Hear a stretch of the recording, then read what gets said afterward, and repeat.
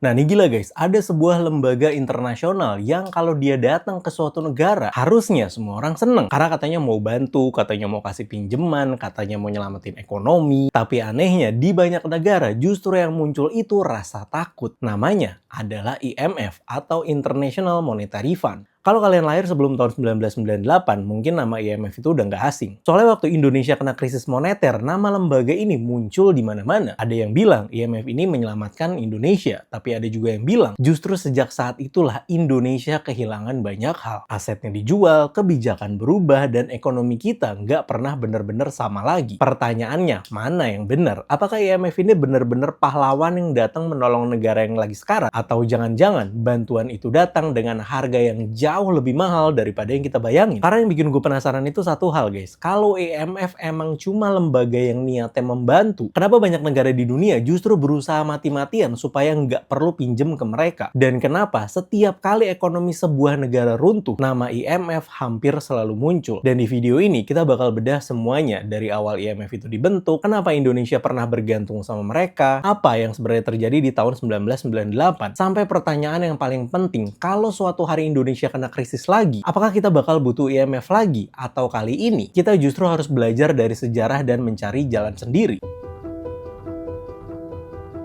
Oke, sebelum kita nuduh IMF ini baik atau jahat, kita kenalan dulu. Karena jujur aja, banyak orang yang sering dengar nama IMF, tapi nggak benar-benar ngerti mereka itu ngapain. Nah, IMF itu singkatan dari International Monetary Fund, atau bahasa gampangnya, IMF itu semacam bank darurat buat negara. Terus pertanyaannya, IMF ini sebenarnya dari mana sih? Kok bisa tiba-tiba punya kekuatan buat minjemin uang ke banyak negara? Jadi guys, kalau kita mundur jauh ke belakang, abis Perang Dunia Kedua selesai, banyak negara di dunia tuh ekonominya berantakan. Mata uangnya nggak stabil, perdagangan kacau, banyak negara pokoknya kesulitan bangkit lah. Nah, dari situ muncullah sebuah ide. Gimana kalau ada yang bikin satu lembaga internasional yang bisa bantu negara-negara kalau lagi krisis? Akhirnya, pada tahun 1994 lahirlah yang namanya International Monetary Fund atau IMF ini. Tujuan awalnya itu sebenarnya sederhana banget, menjaga stabilitas sistem keuangan dunia. Biar kalau ada negara yang lagi kesulitan, mereka nggak langsung bangkrut total. Dan cara kerjanya itu juga unik. Negara-negara anggota nyetor dana ke IMF. Jadi ibaratnya tuh kayak patungan. Terus kalau suatu saat ada anggota yang lagi kena masalah ekonomi, IMF bisa ngasih pinjeman. Jadi IMF ini bukan perusahaan swasta, bukan juga milik satu negara. Karena IMF ini tuh kayak hasil dari kesepakatan puluhan negara. Dan duitnya pun juga hasil dari iuran negara-negara anggota. Tapi masalahnya guys, negara besar kayak Amerika itu nyetor uangnya paling banyak. Jadinya pengaruh Amerika di IMF juga relatif lebih besar. Nah, dari sinilah perdebatan soal IMF ini muncul sampai sekarang. Mereka juga sering dikritik karena dianggap terlalu ikut campur dalam kebijakan ekonomi sebuah negara. Nah, Indonesia sendiri sebenarnya itu udah lama jadi anggota IMF. Tapi hubungan kita sama lembaga ini benar-benar jadi sorotan ketika krisis moneter Asia menghantam di tahun 1997 sampai 1998. Karena disitulah Indonesia berada di persimpangan jalan antara kita mau bertahan sendiri atau nerima bantuan dari IMF dengan segala konsekuensinya. Dan keputusan itulah yang sampai hari ini masih diperdebatkan banyak orang. Pertanyaannya, kenapa Indonesia sampai harus meminta bantuan mereka? Dan sebenarnya separah apa kondisi negara kita waktu itu? Nah, dari sinilah ceritanya mulai benar-benar bikin kaget.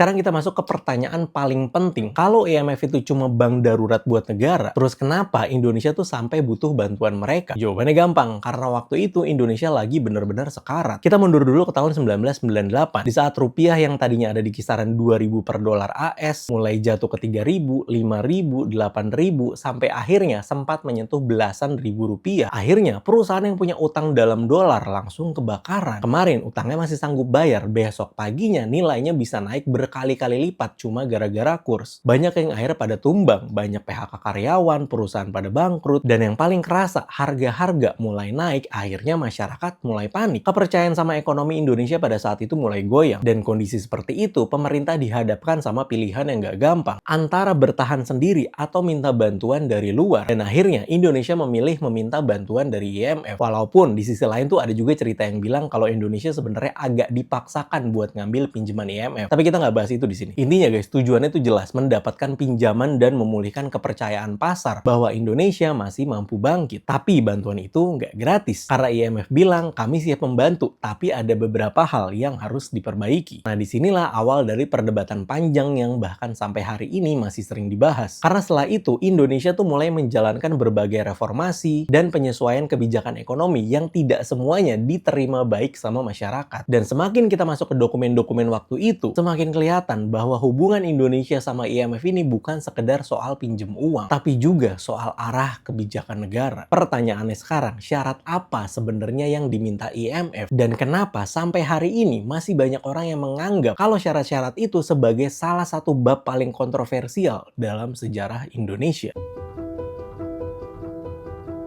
Disinilah ceritanya mulai bikin kaget guys, karena IMF itu akhirnya setuju membantu Indonesia. Tapi mereka datang tuh bawa daftar permintaan dan daftarnya itu panjang banget. Kurang lebih tuh pesannya kayak gini, kalau Indonesia mau dibantu, ekonominya juga harus dibenahi. Sekilas sebenarnya itu kayak kedengeran masuk akal. Karena bayangin aja, kalau ada teman minjem duit sama kita terus-terusan tiap bulan, ya pasti kita bakal bilang ke teman kita kan, bro duitnya gue pinjemin, tapi cara ngatur uang lu juga harus diubah. Nah IMF kurang lebih tuh pikirannya kayak gitu. Mereka meminta Indonesia melakukan berbagai reformasi, mulai dari sektor perbankan, pengelolaan anggaran, sampai pembenahan sejumlah kebijakan ekonomi. Bahkan ada beberapa bank yang dinilai tidak sehat dan akhirnya ditutup. Tujuannya supaya sistem keuangan itu kembali lagi dipercaya. Tapi disinilah mulai muncul perdebatan karena nggak semua orang setuju sama resep yang dikasih oleh IMF. Ada ekonom yang bilang kebijakan itu justru membuat guncangan ekonomi itu terasa semakin berat di masyarakat. Dan yang menarik, perdebatan ini bukan cuma terjadi di Indonesia doang. Di berbagai negara lain yang pernah kerjasama dengan IMF, kritik yang mirip itu juga sering muncul guys. Ada yang merasa syaratnya emang perlu, ada juga yang merasa tuh syaratnya terlalu keras. Jadi sampai hari ini belum ada jawaban tunggal apakah semua kebijakan itu benar atau salah. Nah yang jelas, setelah kesepakatan dengan IMF berjalan, Indonesia mulai memasuki masa perubahan besar. Bukan cuma ekonominya, tapi juga politiknya. Karena di saat krisis belum selesai, harga kebutuhan pokok tuh ikutan naik. Banyak perusahaan juga kesulitan, PHK terjadi di mana-mana. Kepercayaan masyarakat juga ikut menurun. Dan pelan-pelan krisis ekonomi berubah menjadi krisis sosial. Dan ini terus berkembang lagi jadi krisis politik. Sampai akhirnya terjadilah gelombang demonstrasi besar di berbagai daerah. Dan sejarah Indonesia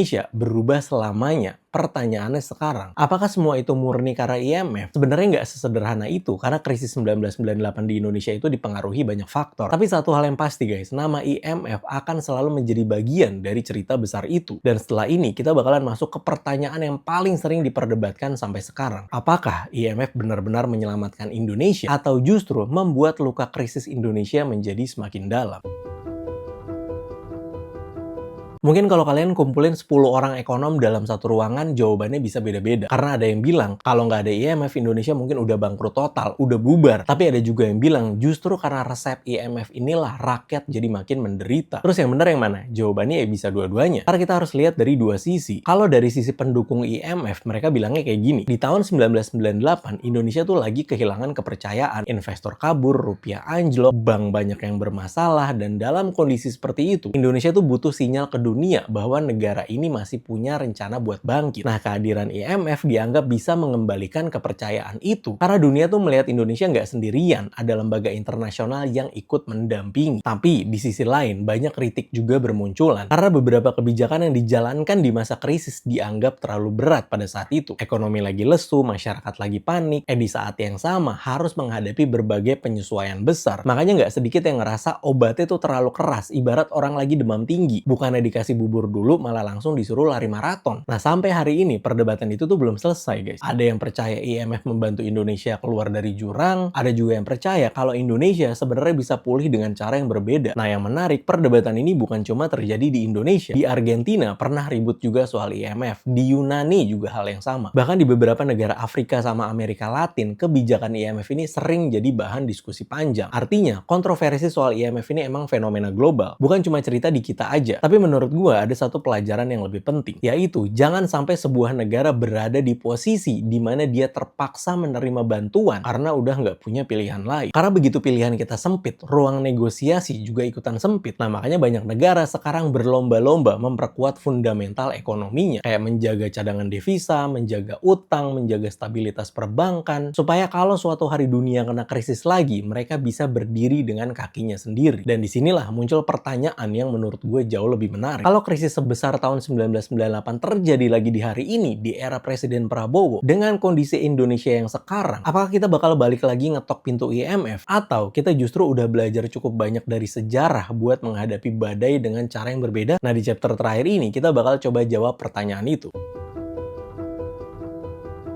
Nah, ini pertanyaan yang menurut gue paling menarik. Kalau besok tiba-tiba Indonesia kena krisis lagi, rupiah melemah, investor panik, pasar saham anjlok, apakah Indonesia bakal ngulang cerita tahun 1998? Menurut gue, belum tentu. Karena Indonesia hari ini tuh udah beda. Cadangan devisa kita jauh lebih besar dibanding dulu. Sistem perbankan juga udah jauh lebih ketat pengawasannya. Bank Indonesia juga punya lebih banyak instrumen buat menjaga stabilitas. Dan pemerintah sekarang juga punya pengalaman menghadapi berbagai guncangan. Mulai dari krisis global sampai pandemi COVID-19. Artinya, kalau ada badai, kapal kita tuh sekarang mungkin lebih siap dibanding 27 tahun yang lalu. Tapi bukan berarti kita kebal, karena dunia itu sebenarnya saling terhubung. Kalau Amerika goyang, Cina ngelambat, harga komoditas jatuh, perang pecah, atau jalur perdagangan keganggu, Indonesia pasti ikut kena imbasnya. Pertanyaannya tinggal satu, seberapa kuat kita bertahan? Nah, makanya beberapa tahun terakhir ini kita sering dengar istilah kayak hilirisasi, ketahanan pangan, ketahanan energi, penguatan industri dalam negeri, dan semua itu sebenarnya punya tujuan yang sama, yaitu bikin Indonesia lebih tahan kalau suatu hari dunia tuh lagi nggak baik-baik aja. Supaya kita nggak gampang bergantung sama pihak luar, karena semakin mandiri sebuah negara, semakin banyak pilihan yang dia punya saat krisis datang. Dan menurut gua itu pelajaran terbesar dari 1998. Bukan soal IMF, bukan soal siapa yang benar atau siapa yang salah, tapi soal pentingnya membangun fondasi ekonomi yang kuat sebelum badai datang. Jadi kalau ditanya IMF itu penolong atau penghancur Indonesia sih, jawaban jujur gua nggak sesederhana itu. Ada yang ngelihat IMF tuh sebagai penyelamat di saat Indonesia nyaris kolaps. Ada juga yang menilai syarat-syarat dan kebijakannya terlalu berat sehingga menimbulkan dampak sosial dan ekonomi yang sangat besar. Dan dua pandangan itu sebenarnya masih diperdebatkan sampai hari ini. Yang jelas ada satu yang nggak bisa dibantah. Krisis 1998 mengubah arah sejarah Indonesia, mengubah ekonomi, mengubah politik, bahkan mengubah cara kita memandang dunia. Dan mungkin pelajaran paling pentingnya adalah negara yang kuat bukan negara yang nggak pernah kena krisis, tapi negara yang belajar dari krisis. Karena pada akhirnya tujuan kita seharusnya itu bukan mencari siapa yang harus disalahkan, tapi memastikan kalau badai besar datang lagi, Indonesia bisa berdiri dengan kakinya sendiri, tanpa panik, tanpa kehilangan arah, dan tanpa harus mengulang luka yang sama buat kedua kalinya. Terima kasih udah menonton video ini. Gua Andrea Yudias, sampai ketemu di video selanjutnya.